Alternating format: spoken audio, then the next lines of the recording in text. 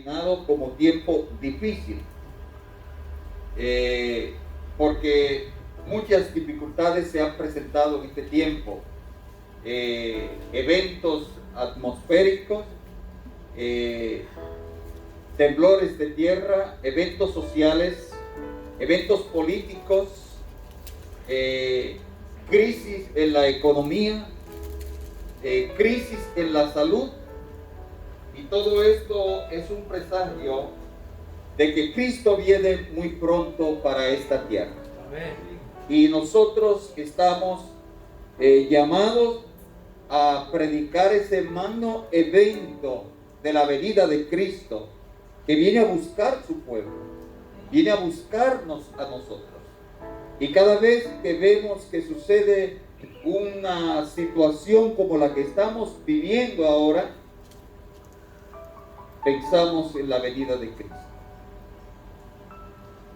Hace casi 2 años estamos viviendo una crisis terrible que ha sacudido al mundo. Los países fueron cerrados. Los organismos de salud han estado trabajando a todo vapor tratando de buscar una solución al problema de la pandemia. Hubo un momento que el interés era buscar una vacuna y llegar por lo menos al 70% de la población para conseguir la inoculación del rebaño, como se llamó. Esa palabra la escuchamos muchas veces. Ahora ese no es el problema, la vacuna está. Ahora es cómo conseguir controlar el virus aún teniendo la vacuna. Ha habido problemas en la economía de los países porque los países tuvieron que cerrar todo el aparato de producción, y si estamos viviendo una inflación que vemos en los supermercados hoy, es porque el aparato de producción en algún momento se detuvo. Y esa parálisis del aparato de producción de los alimentos, la manufactura en los vehículos y otros productos de manufactura, separó ese tiempo, y ese lazo de tiempo provoca que hoy haya escasez y que haya una inflación en los precios de los productos. Todo eso lo ha traído la pandemia, muertes. Ahorita oímos la hermana, ¿cómo es su nombre, hermana? Mayra. La hermana Mayra decir que una familia que conoció, todos murieron menos uno. Eso es terrible. Eso es terrible. Los médicos dicen, los médicos y enfermeras, que entrar a un cuarto de una persona en estado crítico del COVID es terrible. Cómo buscan el aire para respirar. Qué malo está este mundo. No fue el plan de Dios que sus hijos viviéramos atemorizados por la situación del mundo, pero entró el pecado y vivimos en esta condición. Pedro escribe a las iglesias, empieza en el versículo 1 del capítulo 3 y dice: amados, esta es la segunda carta que os escribo, y en ambas despierto con exhortación vuestro limpio entendimiento. Esta es la segunda carta que les escribo, y en ambas cartas yo quiero que ustedes tengan un entendimiento limpio. Vamos a la primera carta, capítulo 1, versículo 4, para ver cuál es el interés del apóstol Pedro. Primera de Pedro, capítulo 1, versículo 4, dice: para una herencia incorruptible, incontaminada, inmarcesible, reservada en los cielos para vosotros. Les dije al principio que en ambas cartas Pedro hay un denominador común, y es que la iglesia se prepare para recibir la herencia eterna que tenemos en Cristo Jesús. Amén. Y él dice, en ambas cartas yo le he escrito y quiero que ustedes tengan un limpio entendimiento. O sea, que su mente esté alerta, que su mente esté comprendiendo lo que está sucediendo y lo que le quiero enseñar. Versículo 2. Para que tengáis memoria de las palabras que antes han sido dichas por los santos profetas y del mandamiento del Señor y Salvador dado por vuestros apóstoles. Sabiendo primero esto, que en los postreros días vendrán burladores, andando según sus propias concupiscencias, y diciendo, ¿dónde está la promesa de su avenimiento? Porque desde el día en que los padres durmieron, todas las cosas permanecen así como desde el principio de la creación. Yo quiero que ustedes tengan limpio entendimiento. No quiero que su mente esté nublada. No quiero que estén entenebrecidos. No quiero que estén confundidos. No quiero que estén perdidos. Es lo que está diciendo Pedro a la iglesia cristiana. Yo quiero que estén claros, conscientes de la cosa que está pasando, de que en los postreros días va a venir burladores, gente que no creen en la venida del Señor, gente que no creen, que quieren que se predique la venida del Señor, gente que van a estar inventando otras cosas. ¿Y qué es lo que estamos viviendo en este día? ¿Qué es lo que está enseñando la ideología de género? Y otras creencias que permean por ahí. El espiritismo. Y otras tantas cosas. Quieren desviar de la mente de nosotros, los seres humanos, de que Dios es un Dios real, de que Dios cumple su promesa. Y Pedro dice, yo no quiero que nada de eso confunda su entendimiento.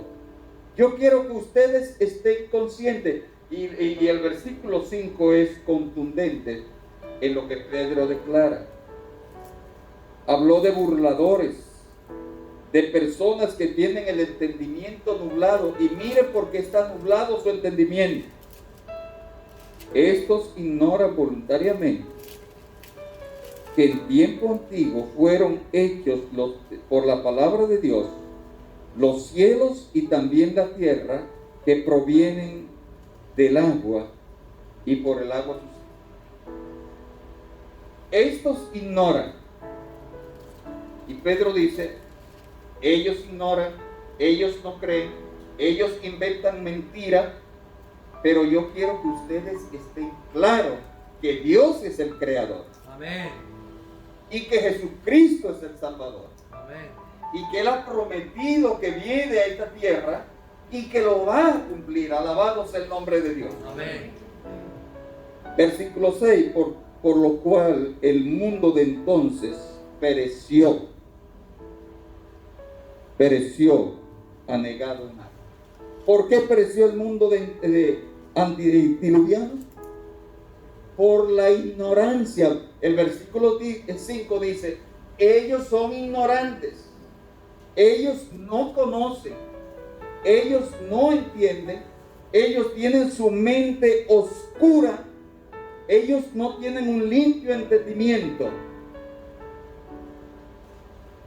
Ellos no pueden entender. Ellos no comprenden nada acerca de la venida del Señor. Pero nosotros sí entendemos Primera de Pedro, capítulo 3, versículo 7. Estamos ahora. Vamos ahora.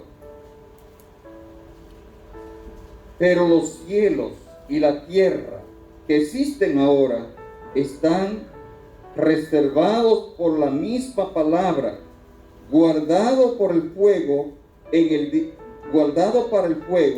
en el día del juicio y de la perdición de los hombres impíos. Segunda de Pedro. Queridos hermanos, este mundo, la palabra de Dios lo ha declarado que está condenado a la destrucción, a la eliminación. Y cuando Pedro habla de que haya un limpio entendimiento en nosotros, lo hace porque Él no quiere que nosotros seamos destruidos con este mundo, que podamos entender la grandeza de Dios en la persona de Cristo Jesús, que vino para redimirnos de la maldición del pecado. En el versículo 8 dice: mas, oh amados, no ignoréis esto, que para con el Señor un día es como 1000 años, y 1000 años como un día. Mira, iglesia, está diciendo Pedro, el Señor no tiene problema con el tiempo. Esto del tiempo al Señor no le preocupa. Él no ha venido, versículo 9, el Señor no retarda su promesa, según algunos la tienen por tardanza, sino que es paciente para con nosotros, no queriendo que ninguno perezca, sino que todos procedan al arrepentimiento. ¿Por qué no ha venido el Señor? Porque está dando oportunidad para que muchos lleguen al arrepentimiento, para que muchos conozcan la verdad salvadora en Cristo Jesús. Y si Dios quiere que muchos conozcan esta verdad, nos impone a nosotros un compromiso.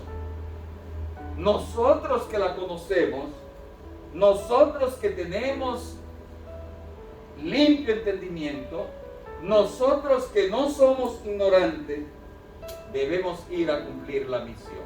Amén.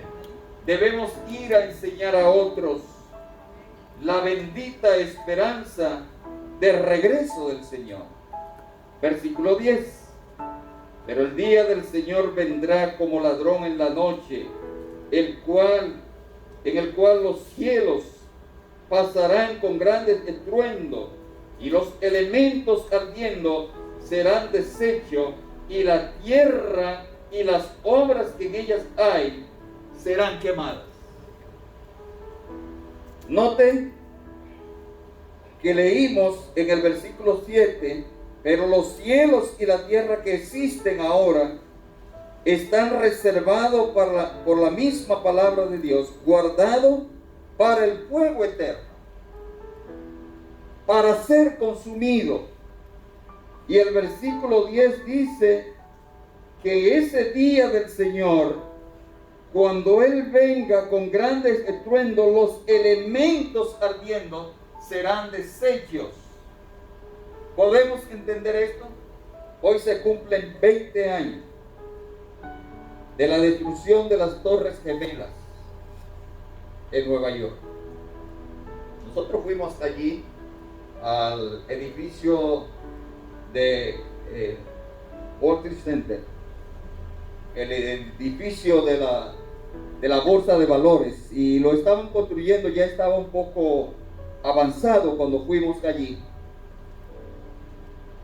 Ya estaba un poco reconstruida la zona, pero nos dicen los que llegaron en la hora cero allí que la destrucción fue terrible. El hierro se consumía por el fuego. Y cuando el apóstol Pedro está hablando, dice que los elementos ardiendo serán deshechos, y la tierra que ella hay serán quemadas. Está hablando de destrucción total. Y eso es lo que viene para este mundo. Y en el versículo 11 entonces el apóstol da un consejo. Puesto que todas estas cosas han de ser deshechas, ¿cómo no debéis vosotros andar en santa y piadosa manera de vivir? Siendo que este mundo va a ser deshecho, va a ser quemado, ¿por qué estar nosotros apegados a las cosas materiales de este mundo? A lo que es leña para el fuego, todo va a ser leña para el fuego. A lo que no nos da esperanza. Siendo que todo esto va a ser quemado, ¿cómo nosotros andar con diferencia entre hermanos, entre familiares, entre amigos, en el lugar de trabajo? ¿Cómo no tener un estilo de vida de candidato al reino de los cielos? ¿Cómo no vivir en paz? Y en el versículo 12 vuelve a repetir la palabra destrucción. Cuando una expresión se repite en la Biblia 1, 2, 3 veces, muestra un carácter de urgencia, de que se le preste atención, de que es algo que tiene mucha profundidad. Y dice aquí en el versículo 12, esperando y apresurándoos para la venida del día de Dios, en el cual los cielos encendiéndose serán deshechos y los elementos quemados se fundirán. ¿Podemos entender esa palabra fundirán? Fundir es tomar el hierro en su estado sólido y convertirlo en el estado líquido. Miren la magnitud del fuego que va a destruir a este mundo. Lo terrible que es esto. Y por eso Pedro inicia su segunda carta diciendo: yo le he escrito porque yo no quiero que ustedes estén oscuros. Yo no quiero que ustedes estén nublados. Yo no quiero que ustedes estén confundidos. Yo quiero que haya un limpio entendimiento en ustedes de lo que va a pasar en este mundo y del galardón maravilloso que hay para los que esperen la venida de Cristo. Amén. Y entonces el versículo 13 de este capítulo 3 de la segunda carta de Pedro se convierte en el centro mismo del mensaje del apóstol Pedro a las iglesias, del mensaje del apóstol Pedro para nosotros como iglesia. Y dice el versículo 13: pero nosotros que esperamos según sus promesas, cielos nuevos y tierra nueva, en los cuales mora la justicia. Amén. Yo quiero que ustedes entiendan, dice Pedro, que vivimos en un mundo injusto, en un mundo que hay gentes impías, en un mundo que hay gente que no quiere conocer a Dios, en un mundo de ignorantes. Pero nosotros, aunque vivimos en este mundo, hemos salido de ese ambiente. Nosotros no somos ignorantes, nosotros no somos impíos, nosotros no somos de oscuro conocimiento, entendimiento. Nosotros esperamos según su promesa cielos nuevos y tierra nueva, en los cuales mora la justicia. Amén. ¿Sabe de lo que está hablando el apóstol al decir cielos nuevos y tierra nueva? ¿Podemos entenderlo? Solo caminemos las calles de San Juan y miramos los lugares envejecidos para que veamos cómo se va poniendo un mundo cuando se va convirtiendo en mundo viejo. En 2004, finales de 2003, fui invitado a entrenar colportores de la Unión Soviética en Rusia.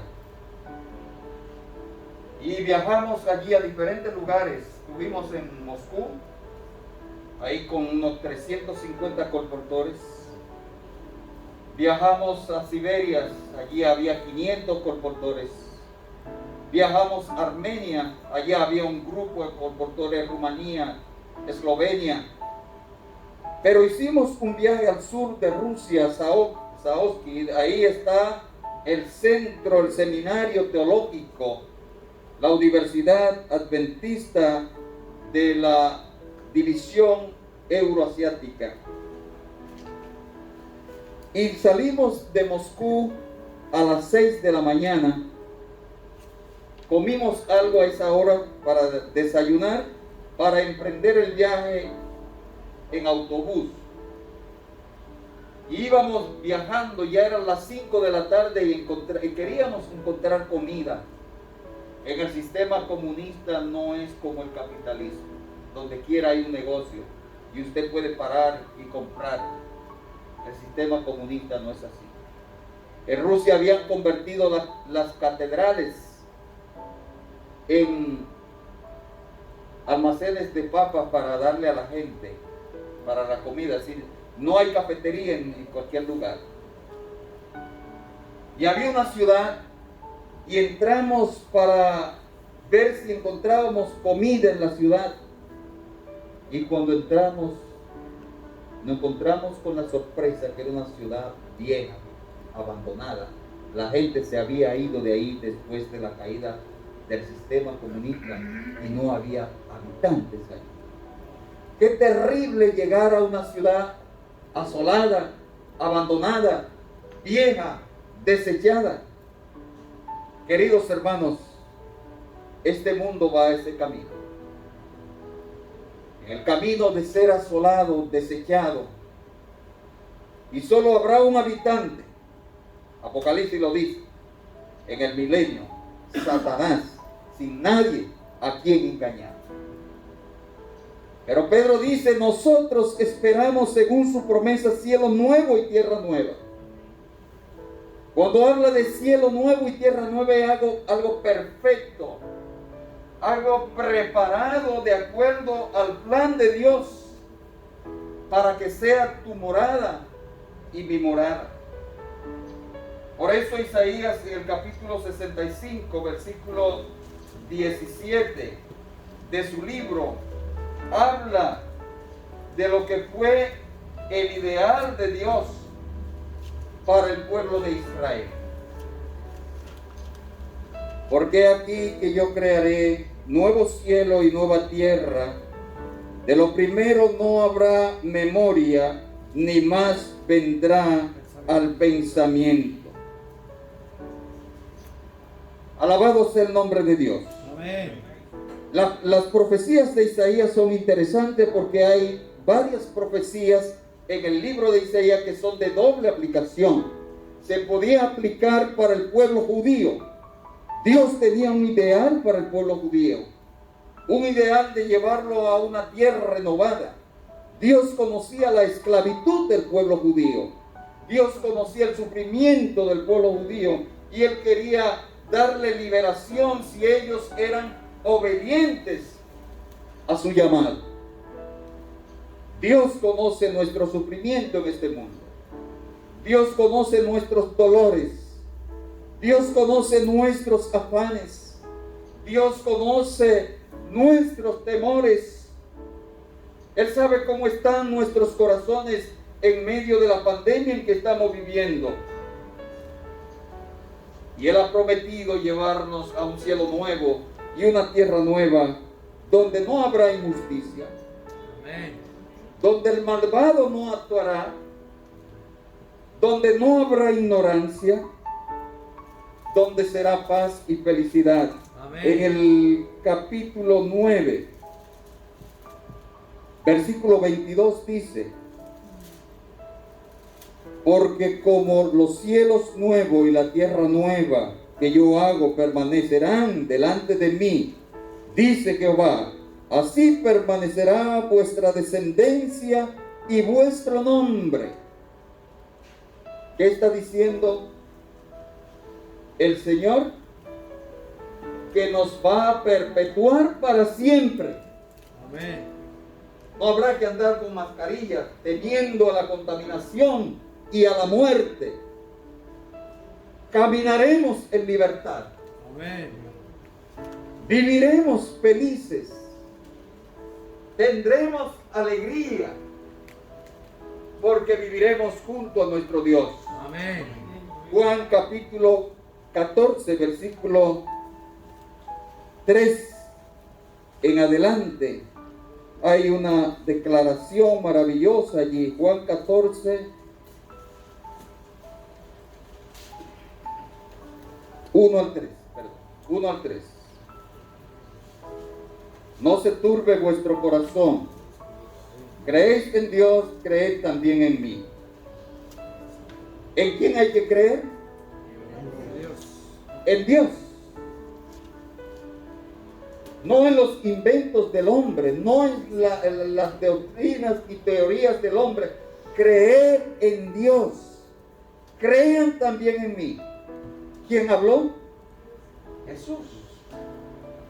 En la casa de mi Padre muchas moradas hay. Si así no fuera, yo os lo hubiera dicho.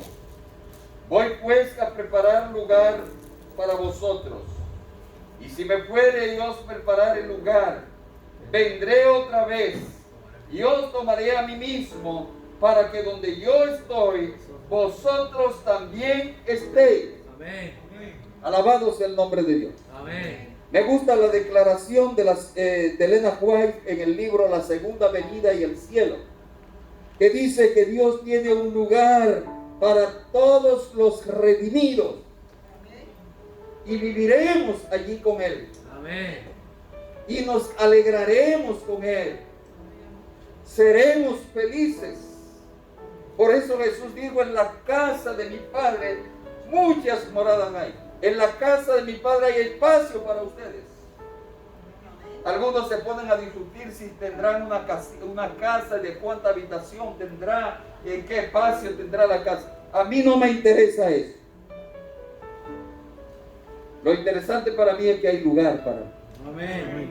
Y allí no vamos a chocar con este mundo, allí no vamos a reclamar: esto es mío, esto es tuyo, este es mi espacio. No, porque Dios quitará el egoísmo y la envidia.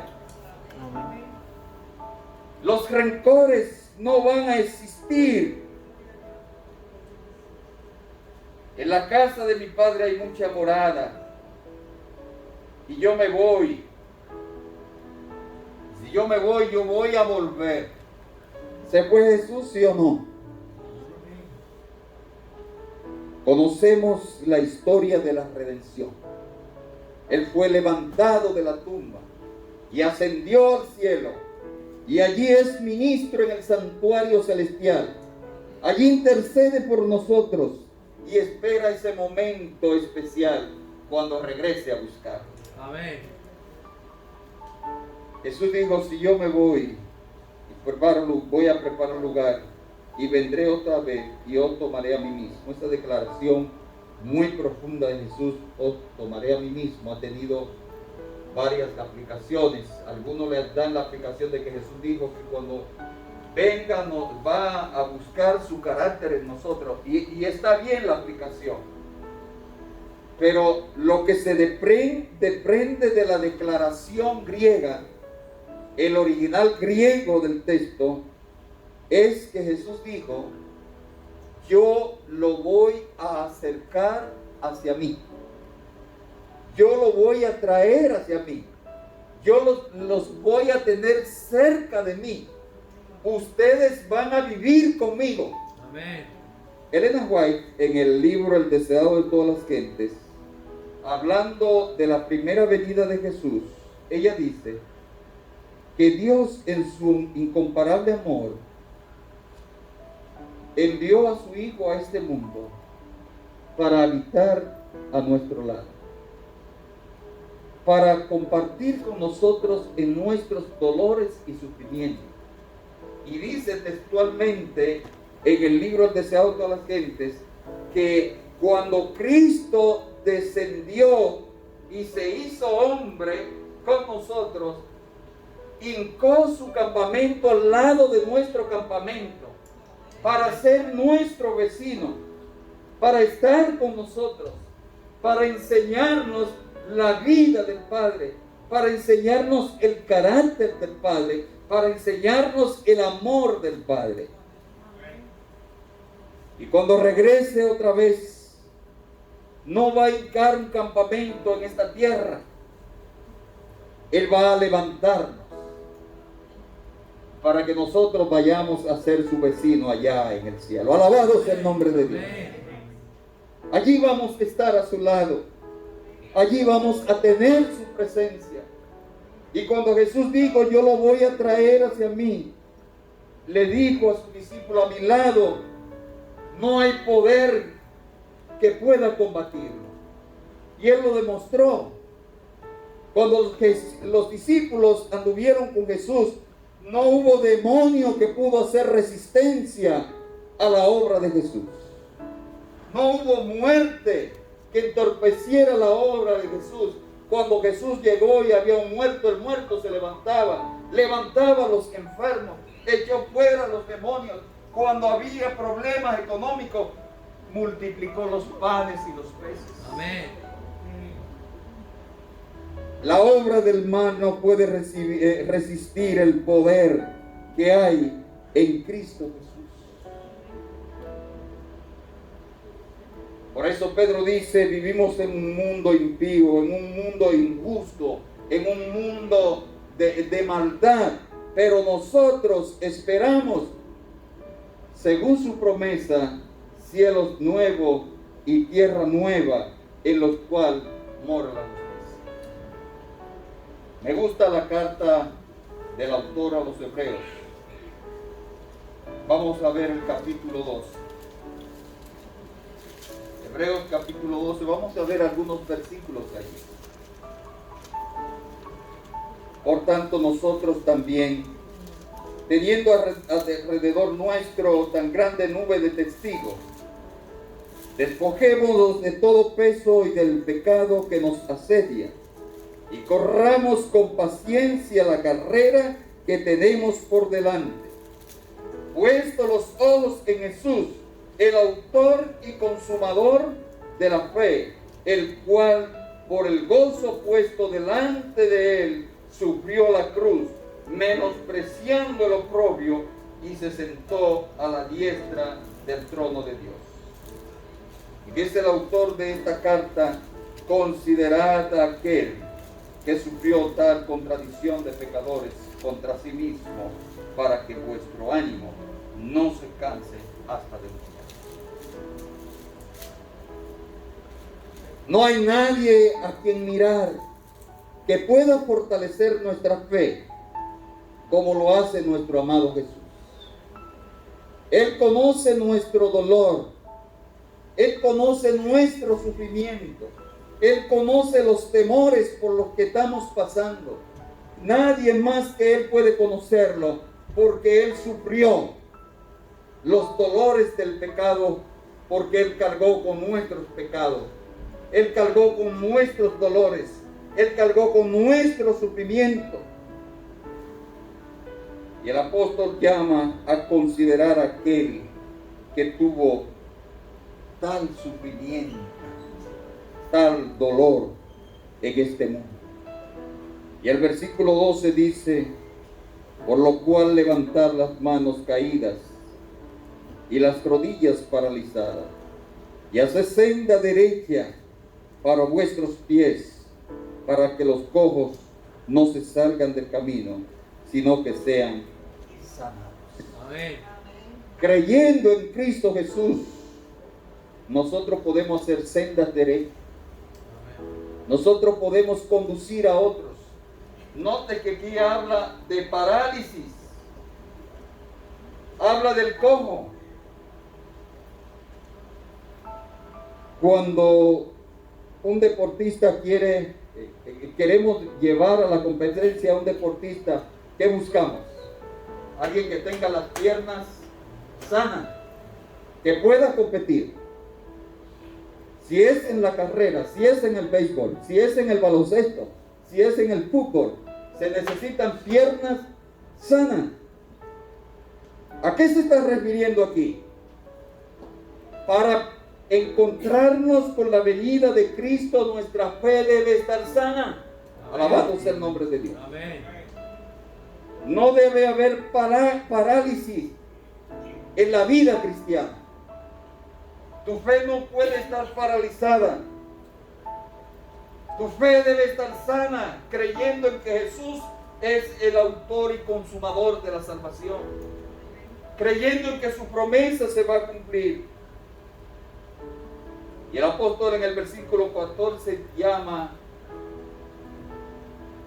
nos dice lo que debemos hacer para que la fe esté sana. Seguir la paz y la santidad, sin la cual nadie verá al Señor. ¿Qué debemos hacer para encontrarnos con la venida de Cristo? Seguir la paz y la santidad. Vamos a saltar al versículo, creo que es el versículo 19. Versículo 22. Versículo 22. Este capítulo es muy profundo y cuando habla de esa nube de testigos que habla el versículo 1, estamos en la carta de los Hebreos. Versículo 22. Hebreos 12. Queridos hermanos, el Señor tiene un mensaje maravilloso para nosotros. Y en el versículo 22 está hablando cómo nos estamos acercando al día de la venida del Señor. Sino que os habéis acercado al monte Sión, a la ciudad del Dios vivo, a Jerusalén la celestial, a la compañía de muchos millares de ángeles, a la congregación de los primogénitos que están inscritos en los cielos, al Dios juez de todos, a los espíritus de los justos hechos perfectos, a Jesús el mediador del nuevo pacto y a la sangre rociada que habla mejor que la de Abel. Los versículos 19 al 14 están hablando de la experiencia del pueblo de Israel con el Sinaí. Había varios montes que los moradores de Jerusalén y esa comarca habían identificado. Estaba el monte Tabor, estaba el monte de los Olivos, estaba el monte Sinaí y estaba el monte Sión. Los versículos anteriores al versículo 22 están hablando del Sinaí y la experiencia que tenía el pueblo de Israel cuando miraba al Sinaí. El pecado que andaba en el pueblo no permitía que ellos pudieran mirar al Sinaí y sentir tranquilidad y sentir paz. Porque no puede estar el hombre pecador en la presencia de Dios y vivir. Y ellos le dijeron a Moisés: nosotros no queremos ir allá. Sube tú al Sinaí, trae tú el mensaje. Cuando miraban al Sinaí, se recordaban de su sufrimiento, de su dolor, de su pecado, la acusación que hacía el pecado hacia ellos.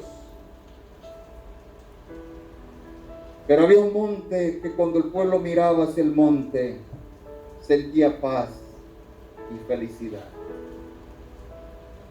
Era el monte Sión. Por eso el versículo 22 dice: sino que os habéis acercado al monte Sión, a la ciudad de Dios, del Dios vivo, a Jerusalén la celestial, a la compañía de muchos millares de ángeles, a la congregación de los primogénitos que están inscritos en los cielos, a Dios el juez de todos y a los espíritus de los justos hechos perfectos. Nos estamos acercando Jesús, el mediador del nuevo pacto, y a la sangre rociada que habla mejor que la de Abel. Nos estamos acercando a Jesús. Los eventos finales nos dicen que nos estamos acercando al monte Sión. Amén. Cuando el pueblo miraba al monte Sión, era un monte que le daba esperanza de redención. Lo ponía a pensar en la promesa gloriosa que habían recibido de volver a su tierra amada.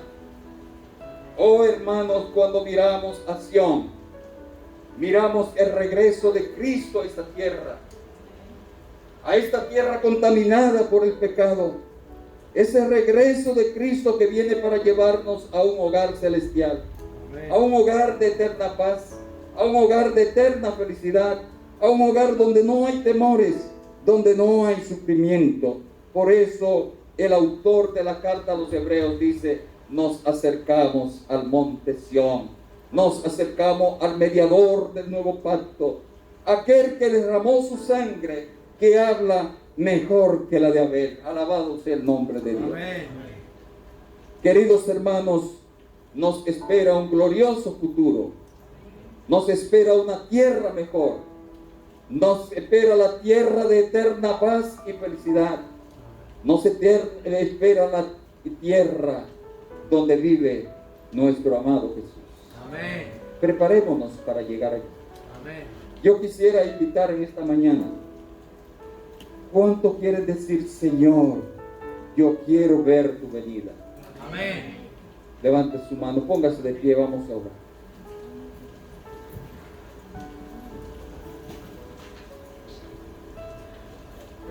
Amado Dios y Padre, te agradecemos por la bendita promesa que nos ha dado de la venida de Cristo a esta tierra. Oh Señor, estamos viendo que las cosas se ponen difíciles en este mundo. Este mundo nos atemoriza. Queremos ver a Jesús venir. Amén. Queremos que se cumpla esa maravillosa promesa. Pedimos por esta iglesia. Amén. Dirígela, Señor. Amén. Guíala. Amén. Que tu espíritu cada día se mueva en ella. Amén. Bendice a cada miembro, a cada familia. Bendice a sus dirigentes. Bendice a su pastor. Amén. Y que junto con todo tu pueblo de la tierra podamos ver ese día glorioso cuando Cristo venga y podamos decir: he aquí nuestro Dios, te hemos esperado y tú nos salvarás. Amén. En el nombre de Jesús. Amén. Amén.